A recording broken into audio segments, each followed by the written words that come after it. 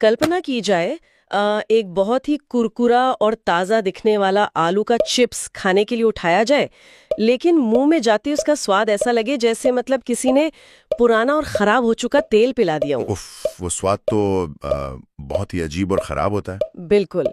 या फिर जरा लोहे के उन विशाल पुलों के बारे में सोचा जाए जो नदियों के ऊपर शान से खड़े होते हैं, लेकिन हवा में मौजूद कोई अदृश्य चीज धीरे धीरे उन्हें खा रही है, उन्हें खोखला कर रही है। हाँ, और पहली नजर में देखने पर इन दोनों घटनाओं में कोई समानता नहीं लगती है ना। एकदम सही कहा, पहली नजर में कुछ भी नहीं, लेकिन असल में ये दोनों ही हमारे चारों ओर, यहाँ तक कि हमारे शरीर के अंदर भी चल रहे एक अदृश्य, शांत और बेहद शक्तिशाली युद्ध का हिस्सा हैं। तो आज की इस गहरी चर्चा में हम इसी अदृश्य दुनिया के नियमों को डिकोड करने जा रहे हैं। ये शुरुआत बहुत ही सटीक है। अक्सर होता ये है कि लोग जब रसायन विज्ञान या केमिस्ट्री शब्द सुनते हैं ना, तो उन्हें लगता है कि ये सिर्फ प्रयोगशालाओं में सफेद कोट पहने वैज्ञानिकों का काम है। हाँ, या फिर कुछ ऐसा जिसे सिर्फ परीक्षा पास करने के लिए रटा जाता है। बिल्कुल। लेकिन हमारा मिशन आज ये समझना है कि रसायनों की ये अद्भुत भाषा कैसे काम करती है। ये देखना बहुत ही दिलचस्प है कि दूध के फटने से लेकर लोहे पर जंग लगने तक इन साधारण से दिखने वाले बदलावों के पीछे ब्रह्मांड के सबसे सख्त और अटल नियम काम कर रहे हैं। तो रसायनों की इस गुप्त भाषा को सीखने से पहले ये जानना जरूरी है कि असल में ये रासायनिक बदलाव कब और कहाँ हो रहे हैं। मतलब अगर ध्यान से देखा जाए तो हमारे आसपास हर पल कुछ ना कुछ बदल ही रहा है। हाँ, जैसे गर्मियों में अगर दूध को बाहर छोड़ दिया जाए तो वो खट्टा हो जाता है, और लोहे की जंजीर या तवे को नमी में रख दे तो उस पर जंग लग जाती है। जो खाना खाया जाता है वो पेट में जाकर पच जाता है, और यहाँ तक कि सांस लेना यानी श्वसन। इन सभी में एक बात समान है। जो चीज शुरुआत में थी वो अंत में पूरी तरह से अपनी पहचान बदल लेती है। विज्ञान की भाषा में इसे ही रासायनिक अभिक्रिया या केमिकल रिएक्शन कहते हैं। तो क्या ये बर्फ के पिघलने जैसा नहीं है? नहीं, बिल्कुल नहीं। देखिए, बदलाव दो तरह के होते हैं। एक होता है भौतिक बदलाव, जैसे बर्फ का पिघलकर पानी बन जाना। उसमें पानी का रूप तो बदला, लेकिन वो अंदर से अभी भी पानी ही है। हाँ, उसे वापस जमाकर बर्फ बनाया जा सकता है। एग्जैक्टली। लेकिन रासायनिक अभिक्रिया एक तरफा रास्ता है।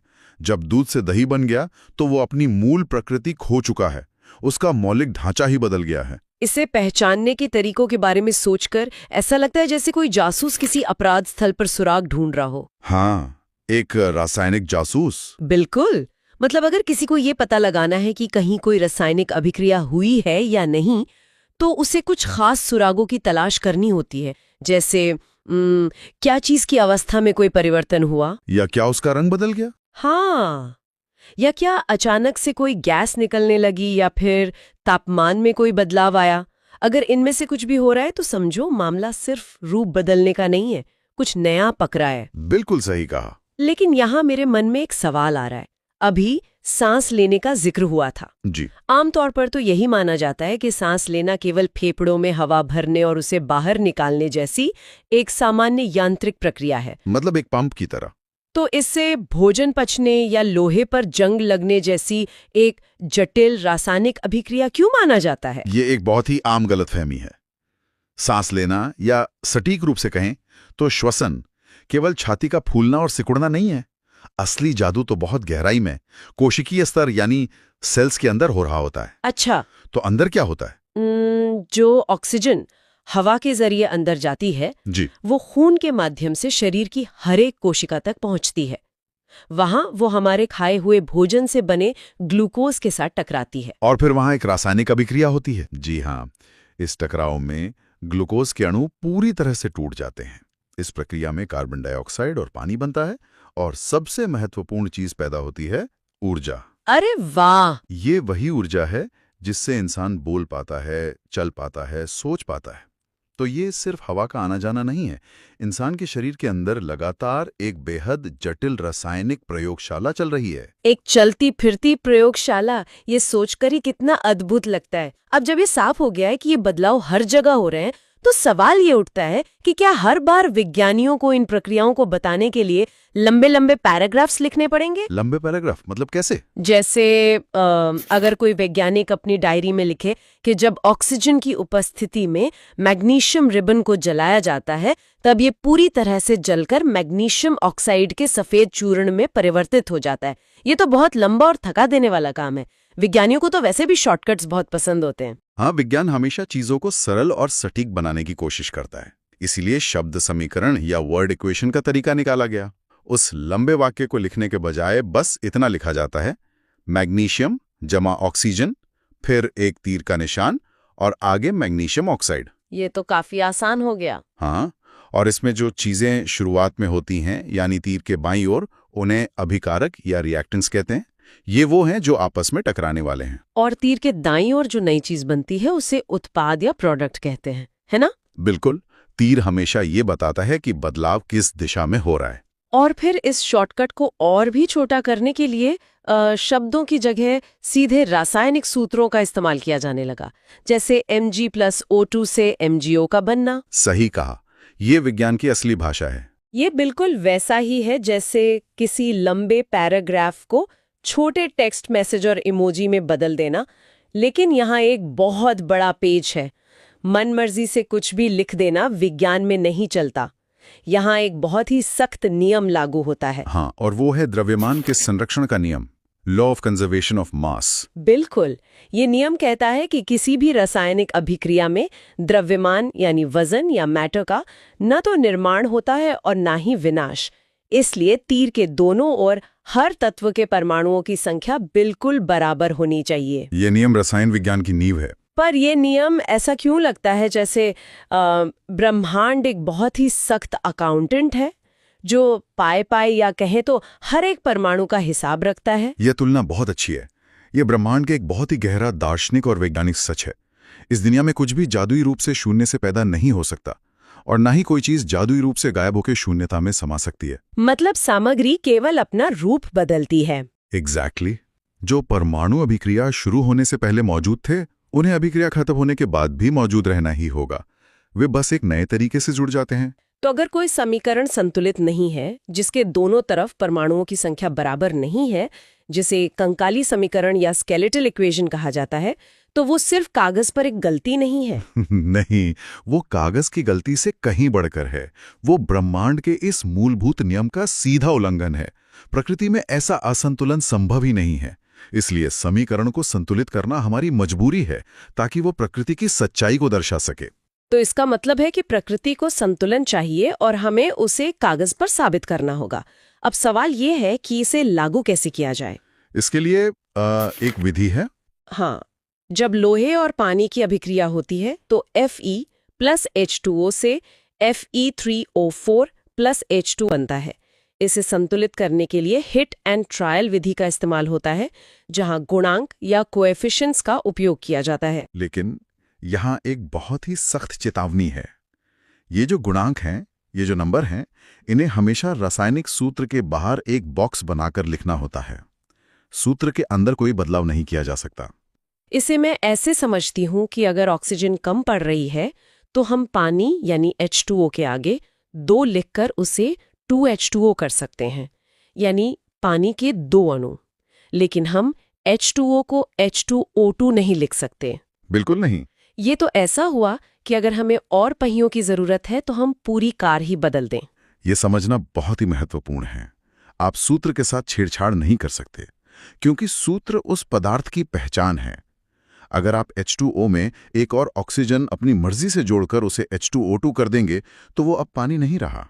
तो वो क्या बन जाएगा? वो हाइड्रोजन पेरोक्साइड बन जाएगा। एक ऐसी चीज जिससे लोग अपने बाल ब्लीच करते हैं या घाव साफ करते हैं। उसे पिया नहीं जा सकता। आप पदार्थ की मूल पहचान नहीं बदल सकते। आप केवल उसकी मात्रा या बैच पढ़ा सकते हैं। बाप रे, एक छोटे से नंबर से इतनी बड़ी बात हो सकती है। लेकिन ये हिट एंड ट्रायल नाम सुनकर थोड़ा अजीब लगता है। क्या इसका मतलब ये है कि वैज्ञानिक बस तब तक अंधेरे में तीर चलाते रहते हैं या तुक्का लगाते रहते हैं जब तक कि समीकरण के दोनों तरफ नंबर बराबर न हो जाए? नाम से ऐसा जरूर लगता है, लेकिन ये कोई अंधा तुक्का नहीं है। ये एक शिक्षित तुक्का या एजुकेटेड गैस है।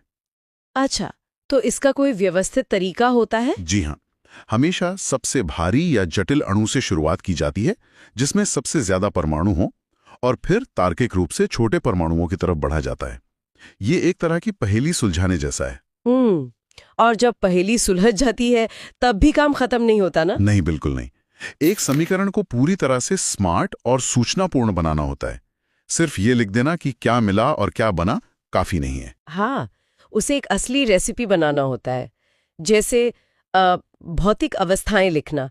अगर कोई चीज ठोस है तो S यानी सॉलिड, द्रव है तो L यानी लिक्विड, गैस है तो G, और अगर उसे पानी में घोला गया है तो AQ यानी एक्वस लिखना। और सबसे दिलचस्प बात यह है कि तीर के निशान के ऊपर या नीचे अभिक्रिया की परिस्थितियां लिखी जाती हैं, जैसे 340 ATM वायुमंडलीय दबाव या कोई विशिष्ट तापमान या किसी उत्प्रेरक का नाम। तो ये कोई मामूली सजावट नहीं है? एकदम नहीं। ये समझना जरूरी है कि एक रासायनिक समीकरण सिर्फ सामग्री या इंग्रेडिएंट्स की सूची नहीं है, ये एक बेहद सटीक रेसिपी है। मान लीजिए किसी समीकरण में तीर के ऊपर 340 ATM दबाव लिखा है। हाँ, तो इसका क्या मतलब हुआ? इसका सीधा सा मतलब है कि अगर आप कार्बन मोनोऑक्साइड और हाइड्रोजन गैस को सिर्फ एक बर्तन में रखकर छोड़ दें तो कुछ नहीं होगा, वे वैसे ही पड़े रहेंगे। लेकिन जब आप उन पर धरती के वायुमंडल से 340 गुना ज्यादा दबाव डालेंगे, तभी वे एक साथ मिलकर मेथनॉल बनाएंगे। सच में? बिना दबाव के कुछ नहीं होगा? जी, उचित परिस्थितियों के बिना प्रकृति वह बदलाव करने की अनुमति ही नहीं देती। ये तो बहुत ही शानदार व्यवस्था है। तो समीकरण लिखना और उसे ब्रह्मांड के नियमों के अनुसार संतुलित करना सीखने के बाद अब ये देखने का समय है कि ये रसायन आपस में व्यवहार कैसे करते हैं। हाँ, अभिक्रियाओं के प्रकार। रसायन विज्ञान में भी फिल्मों की तरह ही रासायनिक अभिक्रियाओं के अपने अलग अलग जॉनरा होते हैं। मुख्य रूप से 4 प्रकार की अभिक्रियाएं होती हैं: संयोजन, वियोजन, विस्थापन और द्विविस्थापन। बिल्कुल, चलिए एक एक करके देखते हैं। अगर हम पहले संयोजन या कॉम्बिनेशन की बात करें, जहां A और B मिलकर AB बनाते हैं, तो ये मुझे किसी विवाह की तरह लगता है। 2 अलग अलग लोग आते हैं और मिलकर एक नई इकाई बन जाते हैं। ये बहुत ही सटीक उदाहरण है। जैसे बिना बुझा हुआ चूना जब पानी के साथ मिलता है तो वे तेजी से जुड़कर बुझा हुआ चूना बनाते हैं, और इस प्रक्रिया में बहुत सारी ऊष्मा यानी गर्मी निकलती है। हाँ, और जिस भी अभिक्रिया में उत्पाद बनने के साथ साथ ऊष्मा भी पैदा होती है, उसे ऊष्माक्षेपी या एक्सोथर्मिक अभिक्रिया कहा जाता है। संयोजन अक्सर ऊष्माक्षेपी होता है। ऐसा क्यों? क्योंकि जब 2 चीजें जुड़कर एक स्थिर रूप लेती हैं, तो बची हुई ऊर्जा गर्मी के रूप में बाहर निकल जाती है। अब अगर संयोजन विवाह है, तो दूसरा प्रकार वियोजन यानी डिकम्पोजिशन पक्के तौर पर एक ब्रेकअप है। यहाँ एक यौगिक AB टूटकर वापस A और B में बढ़ जाता है, 1 का 2 हो जाना। और जैसा कि असल जिंदगी में होता है, ये ब्रेकअप कभी भी आसानी से या अपने आप नहीं होता। यही तो बात है। वियोजन अभिक्रियाओं को तोड़ने के लिए हमेशा बाहर से ऊर्जा की आवश्यकता क्यों होती है? मतलब कभी ऊष्मा देकर गर्म करना पड़ता है, कभी सूरज की तेज रोशनी में रखना पड़ता है, तो कभी उसमें से बिजली गुजारनी पड़ती है। इन्हें ऊष्माशोषी या एंडोथर्मिक क्यों कहा जाता है? क्या कोई रसायन शांति से खुद ब खुद नहीं टूट सकता? इसे ऐसे समझिए कि जब परमाणु आपस में जुड़कर कोई यौगिक बनाते हैं, तो वे एक बहुत ही स्थिर और आरामदायक अवस्था में आ जाते हैं। उनके बीच एक मजबूत रासायनिक बंधन होता है, एक तरह का परमाणु नृत्य। हाँ, एक एटॉमिक डांस, जहां वे एक दूसरे को कसकर पकड़े रहते हैं। इस मजबूत बंधन को तोड़ने के लिए आपको हमेशा बाहर से भारी मात्रा में ऊर्जा देकर उस व्यवस्था को छिन्न-भिन्न करना ही होगा। ऊर्जा अंदर सोखी जाती है, इसीलिए इसे ऊष्माशोषी या एंडोथर्मिक कहते हैं। कोई उदाहरण? पानी को ही लीजिए। अगर पानी को ऐसे ही रखा रहने दें तो वो कभी टूटकर वापस हाइड्रोजन और ऑक्सीजन गैस नहीं बनेगा। लेकिन अगर आप पानी में बिजली प्रवाहित करें, जिसे इलेक्ट्रोलिसिस कहते हैं, तो वो जबरदस्त झटका उन बंधनों को तोड़ देता है। समझ गए। अब आते हैं तीसरे जॉनरे पर, विस्थापन या डिस्प्लेसमेंट अभिक्रिया, जहां A+BC मिलकर AC+B बनाते हैं। इसे मैं ऐसे देखती हूं कि डांस फ्लोर पर एक बहुत ही ताकतवर डांसर आता है और किसी कमजोर डांसर से उसका पार्टनर चुरा लेता है। अरे वाह, ये तुलना बड़ी मजेदार है। और विज्ञान की दुनिया में इस ताकत का मतलब है अभिक्रियाशीलता या रिएक्टिविटी।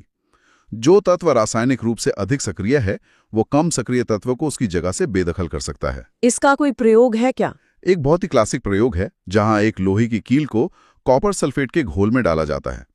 कॉपर सल्फेट का घोल बहुत ही सुंदर गहरे नीले रंग का होता है। हाँ, और जब उसमें चमकती हुई भूरी लोहे की कील डाली जाती है तो कुछ समय बाद एक जादू सा होता है।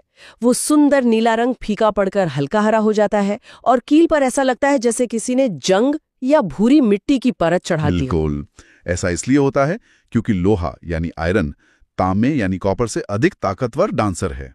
तो लोहा तांबे को हटा देता है। जी हाँ, लोहा तांबे को उसके सल्फेट पार्टनर से अलग कर देता है और खुद सल्फेट के साथ जुड़कर आयरन सल्फेट बना लेता है, जिसका रंग हरा होता है। और बेचारा तांबा जो अब अकेला हो गया है जाकर कील के ऊपर चिपक जाता है, जिससे वो भूरी दिखने लगती है। ये उस अदृश्य परमाणु नृत्य का हमारी आंखों के सामने एकदम सीधा और स्पष्ट दृश्य प्रमाण है। क्या बात है। और अंत में आती है द्विविस्थापन या डबल डिस्प्लेसमेंट अभिक्रिया, जहां AB प्लस CD मिलकर AD प्लस CB बनाते हैं। ये तो साफ तौर पर डांस फ्लोर पर दो जोड़ियों का आपस में अपना पार्टनर बदलना है। सही कहा, लेकिन यहाँ पार्टनर असल में आयन होते हैं। अब आयन क्या है ये समझना जरूरी है। आयन का मतलब है ऐसे परमाणु जिन पर कोई चार्ज या विद्युत आवेश होता है। मतलब या तो उन्होंने अपना कोई इलेक्ट्रॉन किसी को दे दिया है या किसी से ले लिया है। बिल्कुल, इस वजह से वे एक ऐसे साथी की तलाश में बेचैन रहते हैं जिसका चार्ज उनके विपरीत हो। जब दो अलग अलग घोलों को मिलाया जाता है तो ये आयन अपने पुराने साथियों को छोड़कर नए साथियों के साथ जुड़ जाते हैं। और अक्सर इस प्रक्रिया में एक ऐसा पदार्थ बन जाता है जो पानी में बिल्कुल नहीं घुलता। वो एक सफेद या पीले रंग के पाउडर की तरह बर्तन के तल में बैठ जाता है, जिसे अवक्षेप या प्रेसिपिटेट कहा जाता है ना? एकदम सही। जैसे सोडियम सल्फेट और बेरियम क्लोराइड को मिलाने पर तुरंत एक सफेद रंग का अवक्षेप बनता है। ये पार्टनर बदलने का ही नतीजा है। लेकिन इन आयनों की अदला बदली से परे एक और बहुत ही सूक्ष्म स्तर का लेन देन चल रहा होता है। एक ऐसा खेल जो हमारी दुनिया को बहुत गहराई से प्रभावित करता है, ऑक्सीजन और हाइड्रोजन का खेल। हाँ, यहाँ हम बात कर रहे हैं रसायन विज्ञान के दो बहुत ही महत्वपूर्ण पहलुओं की, उपचयन यानी ऑक्सीडेशन और अपचयन यानी रिडक्शन। विज्ञान की भाषा में उपचयन या ऑक्सीडेशन का सीधा सा मतलब है किसी चीज में ऑक्सीजन का जुड़ जाना या फिर उसमें से हाइड्रोजन का निकल जाना। और अपचयन या रिडक्शन ठीक इसका उल्टा है, ऑक्सीजन का कम हो जाना या हाइड्रोजन का जुड़ जाना। और जब किसी अभिक्रिया में ये दोनों काम एक साथ हो रहे होते हैं तो उसे मिलाकर रेडॉक्स अभिक्रिया कहते हैं। ये पूरा खेल मुझे एक वित्तीय लेन देन की तरह लगता है, जहां अगर एक का फायदा हो रहा है तो दूसरे का सीधा नुकसान होना तय है। लेकिन यहाँ एक बात मुझे हमेशा उलझाती है। क्या बात है? अगर किसी चीज में ऑक्सीजन जुड़ रही है तो उसे ऑक्सीडेशन कहना तो बहुत तार्किक लगता है, समझ आता है। लेकिन जब ऑक्सीजन हटती है तो उसे रिडक्शन या कमी क्यों कहा जाता है? यहाँ वास्तव में क्या कम हो रहा है? ये एक बहुत ही शानदार और गहरा सवाल है और इसका जवाब विज्ञान के इतिहास में छिपा है। शब्दों की उत्पत्ति अक्सर उनके शुरुआती इस्तेमाल से होती है। शुरुआती दिनों में जब धातु विज्ञान का विकास हो रहा था, लोग खदानों से धातुओं के अयस्क या ओर्स निकालते थे, जो असल में धातुओं के ऑक्साइड होते थे। हाँ, जब वे उन भारी अयस्कों को भट्टी में गर्म करके शुद्ध धातु प्राप्त करते थे तो वे देखते थे कि अंत में प्राप्त हुई शुद्ध धातु का कुल वजन या द्रव्यमान मूल अयस्क की तुलना में कम यानी रिड्यूस हो जाता था। ओह, क्योंकि ऑक्सीजन गैस बनकर उड़ जाती थी। बिल्कुल, ऑक्सीजन के निकल जाने से उस ठोस चीज का वजन कम हो जाता था। इसलिए उस पूरी प्रक्रिया को ही रिडक्शन कहा जाने लगा, जिसका मतलब था वजन का कम होना। ये तो बहुत ही रोचक है। बाद में जब विज्ञान और आगे बढ़ा और हमने चीजों को परमाणुओं के स्तर पर समझा, तब तक ये शब्द इतना प्रचलित हो चुका था कि हमने ऑक्सीजन के हटने को तकनीकी रूप से रिडक्शन कहना जारी रखा। ये ऐतिहासिक संदर्भ बहुत ही दिलचस्प है और ये भी सोचने वाली बात है कि प्रकृति कितनी बहुआयामी है। एक ही अभिक्रिया के कई रूप हो सकते हैं। जैसे जब मैग्नीशियम रिबन को जलाया जाता है तो दो तत्व जुड़कर एक हो रहे हैं, इसलिए ये संयोजन है। उसमें ऑक्सीजन जोड़ रही है, इसलिए ये उपचयन भी है। और क्योंकि इसमें से तेज चमक और गर्मी निकलती है, इसलिए ये ऊष्माक्षेपी भी है। हाँ, प्रकृति एक ही समय में इतने सारे नियमों का पालन एक साथ कर रही होती है। कोई अलग अलग डिब्बे नहीं है। यही विज्ञान की सुंदरता है। जब हम इन नियमों को समझ लेते हैं तो दुनिया की जटिलता अचानक से एक खूबसूरत सिम्फनी की तरह लगने लगती है। लेकिन प्रकृति की ये सुंदरता हमेशा हमारे लिए अच्छी या फायदेमंद नहीं होती। हमने प्रयोगशाला या किताबों में ऑक्सीजन का जो ये खेल देखा, वही ऑक्सीजन हमारे घरों में हर पल चुपचाप एक छिपे हुए विलन की तरह काम कर रही है। विलन? हाँ, वो धीरे धीरे हमारी चीजों और हमारे खाने को बर्बाद कर रही है। हाँ, हमारी दैनिक जिंदगी में उपचयन यानी ऑक्सीडेशन के दो बहुत बड़े और विनाशकारी प्रभाव रोज देखने को मिलते हैं। संक्षारण, जिसे करोजन कहते हैं, और विकृत गंधता यानी रैंसिडिटी। संक्षारण यानी किसी भी धातु का नमी या हवा में मौजूद अम्लों के संपर्क में आकर धीरे धीरे खराब होना। लोहे पर वो भद्दी लाल भूरी जंग लगना, चांदी के चमकदार गहनों का रखा रखा काला पड़ जाना, या तांबे के बर्तनों पर वो अजीब सी हरी परत का चढ़ना, ये सब उसी ऑक्सीजन का किया धरा है। बिल्कुल। और ये कोई छोटी बात नहीं है, ये ऑक्सीजन ही है जो धीरे धीरे हमारी कारों की मजबूत ढांचों को खा रही है और नदियों पर बने उन विशाल लोहे के पुलों को अंदर से खोखला कर रही है। और दूसरी तरफ विकृत गंधिता भी कम परेशान करने वाली नहीं है। विकृत गंधिता का सीधा असर हमारे भोजन पर पड़ता है। एकदम सही।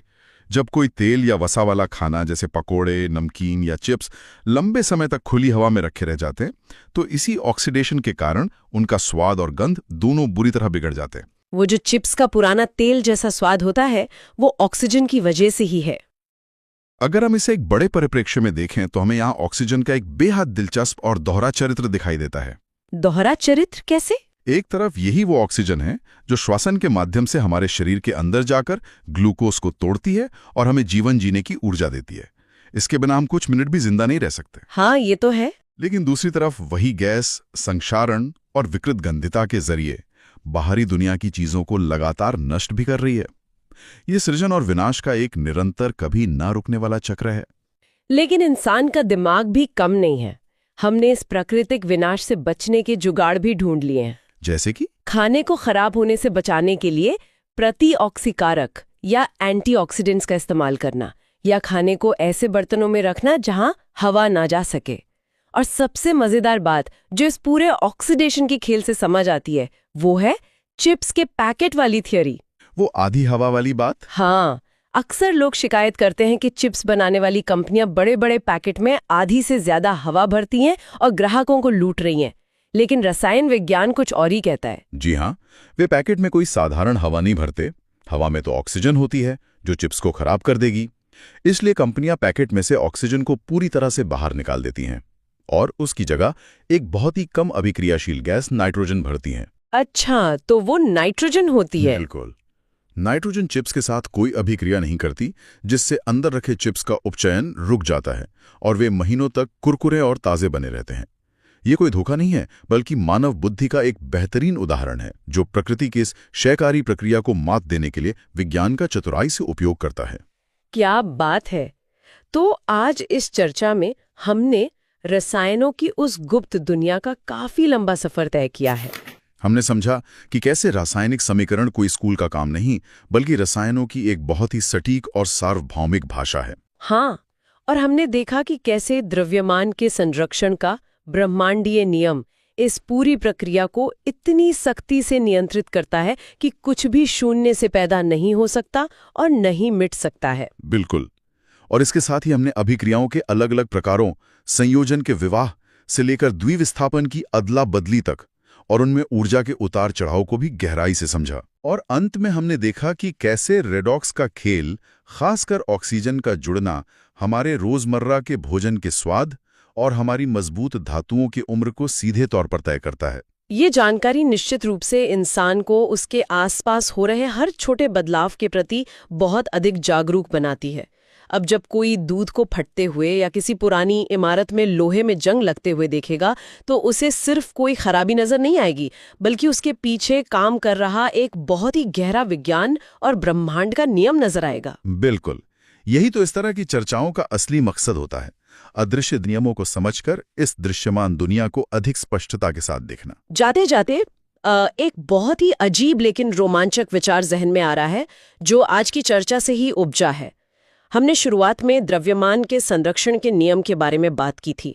ये समझा था कि परमाणु कभी नष्ट नहीं होते, वे बस हिट एंड ट्रायल की तरह अपनी जगह, अपना रूप और अपना साथी बदलते रहते हैं। हाँ बिल्कुल। तो ये सोचने वाली बात है कि आज इंसान के शरीर में, उसके हाथों में या उसके दिल को धड़काने वाली कोशिकाओं में जो हर एक परमाणु मौजूद है, वो आखिर आया कहाँ से? वो शून्य से तो नहीं बना। इसका मतलब है कि वो परमाणु कभी न कभी अरबों साल पहले किसी दहकते हुए विशाल तारे के भीतर बना होगा। अरे वाह, ये तो बहुत ही गहरा विचार है ना? या शायद इंसान के शरीर का कोई कार्बन परमाणु लाखों साल पहले किसी विशाल डायनासोर के शरीर का हिस्सा रहा हो। वो परमाणु बस एक रूप से दूसरे रूप में टूटता, जुड़ता, जंग खाता, पचता एक अनंत और महाकाय रासायनिक अभिक्रिया का हिस्सा बनकर आज हम तक पहुंचा है। ये सचमुच रोंगटे खड़े कर देने वाला विचार है। हम सब एक ही ब्रह्मांडीय रसायन का हिस्सा हैं। बिल्कुल। तो अगली बार जब कोई गहरी सांस लेता है तो ये याद रखना जरूरी है कि इंसान सिर्फ हवा अंदर नहीं ले रहा है, वो इस ब्रह्मांड की सबसे पुरानी, सबसे लंबी और सबसे बड़ी रासायनिक अभिक्रिया का एक चलता फिरता हिस्सा बन रहा है। इसी विचार के साथ हम आज की ये चर्चा यहीं समाप्त करते हैं। दुनिया को ऐसे ही नए और तार्किक नजरिए से देखते रहिए।